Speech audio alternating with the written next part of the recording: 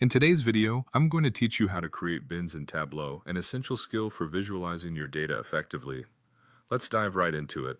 First, open the Tableau public app on your computer. This is your starting point for creating, visualizing, and analyzing data. Once you're in the app, go ahead and access your worksheet where you want to create these bins. If you've already got your data loaded and you're staring at your canvas, you're in the right place.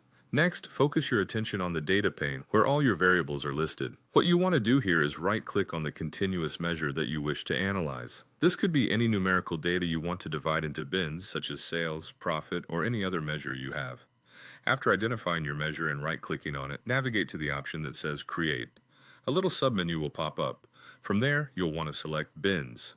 What's happening here is that you're instructing Tableau to start creating bins for your chosen measure, which organizes your data into groups, making it easier to understand patterns, trends, or outliers. This will bring up the Create Bins dialog box. Now, you'll see that Tableau suggests a bin size based on your data, but don't feel confined to this suggestion. You can specify your own bin size if you have a specific grouping in mind. For instance, if your measure is in dollars and you want bins of $50 each, you can set that right here. Once you've decided on your bin size, the next step is to drag this newly created bin field onto the columns shelf. This action creates visual columns based on your bins, a significant step toward building a histogram or a similar bar chart. Now direct your attention to the rows shelf. This is where you'll drag the measure you want to aggregate, maybe using count or sum. By doing this, you're telling Tableau how to visualize the frequency or sum of the data in each bin.